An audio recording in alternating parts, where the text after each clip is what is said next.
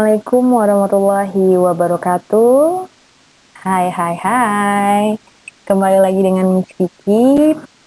Gimana kabar kalian? Miss Kiki harap selalu sehat dan tetap semangat. Hari ini kita memasuki pelajaran tematik kelas 2, tema 1 hidup rukun, subtema 1 hidup rukun di rumah, pembelajaran 6. Yuk kita mulai dengan membaca basmalah. Bismillahirrahmanirrahim. Sikap saling menghargai diperlukan untuk menjaga kerukunan di rumah. Ayah menghargai pendapat ibu, begitu pula sebaliknya. Kakak menghargai pendapat adik, begitu pula sebaliknya. Orang tua menghargai pendapat anak, dan begitu pula sebaliknya. Jadi, di sini diperlukan saling menghargai antar keluarga untuk menjaga kerukunan di rumah. Pasti ayah dan ibu pernah berbeda pendapat, tapi kita harus tetap saling menghargai. Begitupun kamu dengan adik atau dengan kakak kalian, pasti pernah berbeda pendapat, tetapi kalian harus tetap saling menghargai ya, agar terciptanya kerukunan di dalam rumah.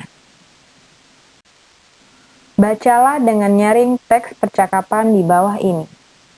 Kalian masing-masing membuka bukunya pada halaman 40 dan 41. Mari kita membaca. Ayah, hari Minggu nanti kita akan berwisata. Kalian ingin pergi kemana? Udin, aku ingin pergi ke kebun binatang. Mutiara, bagaimana kalau ke pegunungan saja? Ibu, wah, ada 2 pendapat nih.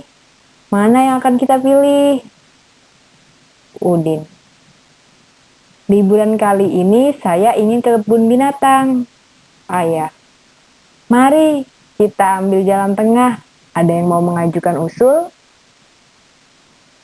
Begini saja, saya punya usul. Liburan kali ini kita pergi ke kebun binatang. Liburan selanjutnya kita pergi ke pegunungan, kata Mutiara.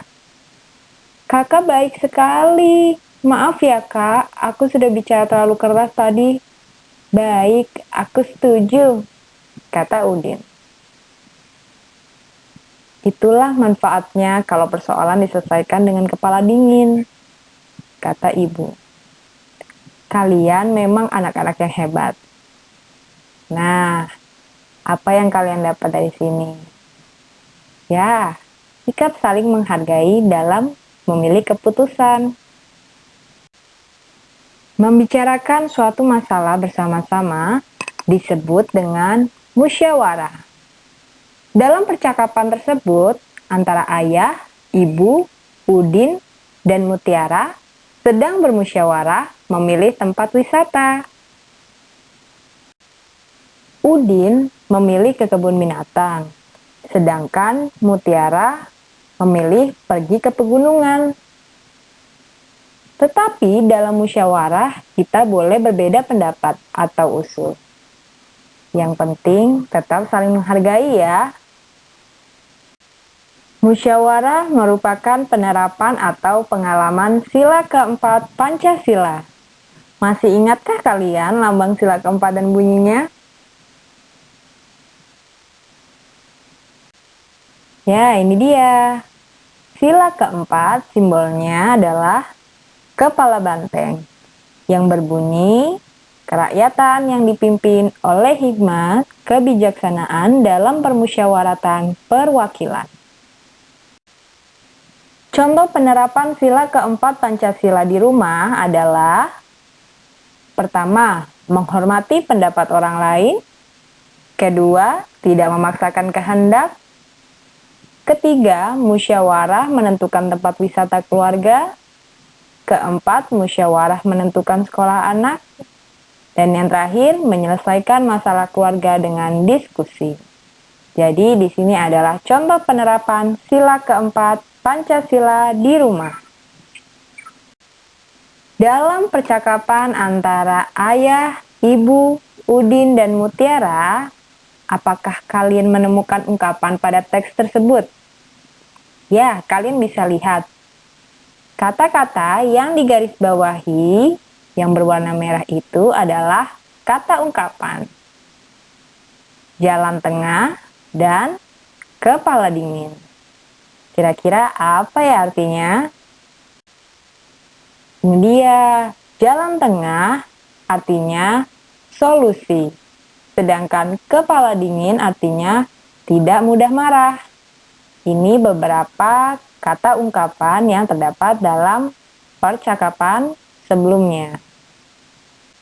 Sekarang kalian buka buku paketnya masing-masing pada halaman 44. Lalu ikuti jawaban yang tepat ya. Lengkapilah cerita berikut dengan kata-kata yang tersedia di dalam kotak ini. Berwisata ke kebun binatang. Tujuan berwisata telah ditentukan dengan cara bermusyawarah. Setelah terjadi perbedaan, akhirnya keputusan dapat diambil jalan tengah. Akhirnya, tiba waktunya untuk berwisata. Pagi-pagi Udin sudah bangun. Ibu, kakak, dan Udin sedang mempersiapkan bekal. Ayah sedang menyiapkan mobil. Setelah siap, mereka berangkat naik mobil. Jalan tidak macet, sehingga mereka cepat sampai. Ayah memarkir mobil. Ibu, Udin, dan kakaknya antri membeli tiket masuk. Jadi kata-kata yang berwarna merah ini adalah jawaban yang tepat untuk melengkapi cerita tersebut. Tolong kalian bisa tulis di buku paketnya masing-masing ya. Ya, sekarang kita memasuki tematik kelas 2, tema 1 hidup rukun, subtema 2, hidup rukun dengan teman bermain. Pembelajaran 1. Let's start. Udin mempunyai banyak teman. Ada Edo, Lani, Made, dan banyak lagi. Udin sering bermain bersama teman-temannya. Mereka bermain setelah pulang sekolah atau pada hari libur. Udin dan teman-teman bermain dengan rukun. Jadi, semakin kita banyak teman, semakin lebih menyenangkan. Jadi, kalian tidak boleh memilih-milih teman ya. Apakah teman-teman Udin bermain dengan rukun? Ya, dengan rukun. Sekarang di sini kalian perhatikan, Miss Kiki memiliki beberapa gambar. Lalu kalian beri tanda checklist untuk gambar yang menunjukkan sikap rukun dalam bermain. Yang mana ya yang termasuk sikap rukun dalam bermain? Ya, yang diberi tanda checklist merah. Saat bermain gundu bersama-sama dan bermain ayunan bersama-sama. Apakah kamu sering bermain bersama temanmu? Ya, sudah pasti sering kan? Bagaimana sikapmu ketika bermain dengan temanmu? Sikap kalian gimana sih saat bermain dengan teman kalian? Apakah curang, atau rukun, atau saling menghargai sesama teman? Miss Kiki harap selalu rukun ya. Apakah kamu dapat bermain dengan temanmu jika tidak rukun? Pastinya tidak dong. Karena dalam bermain, kalau tidak rukun, tidak nyaman rasanya ya.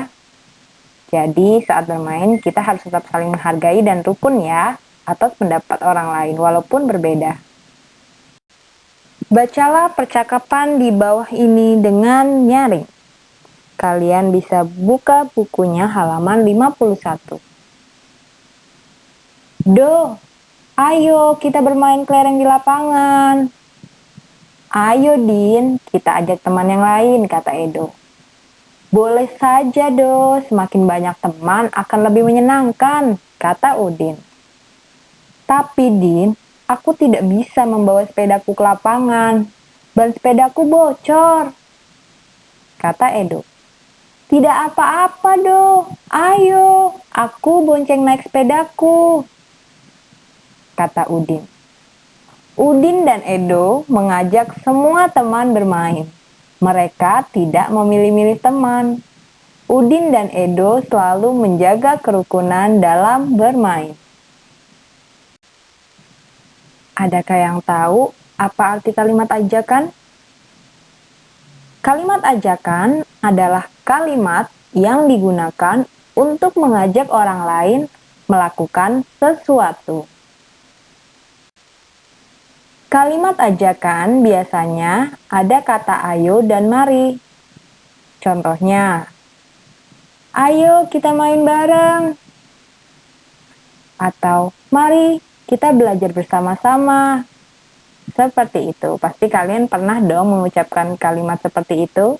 Itu disebutnya kalimat ajakan. Dalam penulisannya, kalimat ajakan harus diakhiri dengan tanda seru. Seperti yang kalian lihat, tanda seru seperti itu ya. Ada garis panjang lalu diberi titik di bawahnya. Coba sekarang kalian perhatikan percakapan antara Udin dan Edo. Apakah terdapat kalimat ajakan dalam percakapan ini? Ya, ada. Dari kalimat yang diberi garis berwarna kuning. Contohnya, yang pertama, Do, ayo kita bermain kelereng di lapangan. Di situ terdapat kata ayo dan tanda seru di akhir. Yang kedua, ayo Din, kita ajak teman yang lain. Di situ terdapat kata ayo dan tanda seru juga ya. Dia sedang mengajak si Udin untuk bermain kepada teman-temannya. Dan yang terakhir, ayo, aku bonceng naik sepedaku. Di situ terdapat kata ayo dan nada seru juga. Kalian bisa lihat sama-sama ya. Amatilah gambar di bawah ini. Urutkan gambar di bawah ini sehingga menjadi sebuah cerita. Sekarang kalian bisa buka buku paketnya halaman 52. Kita urutkan sesuai gambar-gambarnya menjadi sebuah cerita ya. Yang pertama itu adalah gambar yang terakhir, yang ketiga tuh Made, ayo kita bermain kelereng di lapangan. Ayo Din, aku mengambil kelerengku terlebih dahulu. Itu untuk percakapan yang pertama. Gambar yang kedua saat mereka sedang bermain gundu ya atau kelereng. Kalian bisa lihat di gambar yang tengah. Dan yang ketiga, urutan ketiga itu yang paling atas gambarnya. Setelah bermain, mari kita rapikan tempatnya untuk menjaga kebersihan. Udin dan Edo membawa kelereng. Kelereng Udin ada 115. Kelereng Edo ada 124. Perhatikan banyak kelereng itu bila digambarkan dengan kubus satuan. Sekarang kalian perhatikan gambar kubus yang ada di bawah percakapan antara kelereng Udin dan kelereng Edo. Untuk ratusannya, dia memiliki tempatan yang sama, 100-an, menempati yang sama ya. Sedangkan untuk yang puluhannya dia berbeda. Kita lihat, kalau Udin di situ ada 10, sedangkan Edo ada 20, maka 10 itu lebih sedikit atau lebih banyak sih? Ya, lebih sedikit. Berarti 10 kurang dari 20. Kubus yang lebih banyak adalah 20. Jadi kesimpulannya, kelereng Udin lebih sedikit dari kelereng Edo. Berilah tanda checklist untuk kumpulan benda yang lebih banyak. Kalian perhatikan antara kubus sebelah kiri dan sebelah kanan. Kubus sebelah kiri terdapat 200 kubus ratusan, dan 3 kubus puluhan, dan 2 kubus satuan. Yang di sebelah kanan terdiri dari 1 kubus ratusan, 4 kubus puluhan, dan 6 kubus satuan. Sekarang kita bandingkan dari yang terdepan dulu ratusannya. 200 dibandingkan 100 lebih banyak atau lebih sedikit? Ya, lebih banyak. Sudah terlihat di sini. Yang ditanyakan yang lebih banyak. Maka, ya, yang sebelah kiri yang 232 lebih banyak dibandingkan 146. Sekarang kalian lihat kumpulan benda yang lebih banyak lagi nih. Yang bagian atas atau yang bagian bawah yang paling banyak. Bagian atas terdiri dari 1 ratusan, 8 puluhan, dan 3 satuan. Bagian bawah terdiri dari 1 ratusan, 6 puluhan, dan 7 satuan. Kita lihat yang paling depan ratusannya. Jumlahnya sama-sama 100. Jadi sekarang yang kita bandingkan yang selanjutnya, puluhannya. Antara 80 dan 60. Mana yang lebih banyak? 80 atau 60? Ya, 80. Jadi sekarang sudah tahu kan mana yang lebih banyak? Betul, gambar yang di atas yang lebih banyak. Maka 183 lebih banyak dari 167. Bilangan dapat dibandingkan dengan kata kurang dari, lebih dari, dan sama dengan. Untuk membandingkan bilangan, kita lihat angka yang ratusan, lalu puluhan, dan satuan. Lalu, bagaimana jika angka ratusannya sama? Jika angka ratusannya sama, maka kita bandingkan angka yang kedua, yaitu puluhannya. Nah, di sini contoh untuk bilangan yang ratusannya sama, maka kita lihat dari puluhannya ya. Puluhan yang pertama adalah angka 7, lalu puluhan yang kedua angkanya ada 8. Jadi, kita bandingkan angka 7 itu adalah kurang dari 8. Maka perbandingannya adalah 671 kurang dari 682. Lalu, bagaimana jika angka ratusan dan puluhannya sama?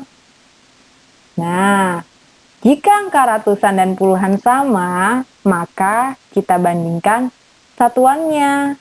Yang paling terakhir tuh, kita lihat ya, contoh berikut. Ya, ini contohnya. Karena di sini angka ratusan dan puluhannya sama, maka kita bandingkan satuannya. Satuan yang pertama di situ sebelah kiri ada angka 7 dan sebelah kanan ada angka 3. Jadi, jika angka 7 dan angka 3 dibandingkan, kurang dari atau lebih dari? Ya, lebih dari, karena angka 7 lebih banyak daripada angka 3.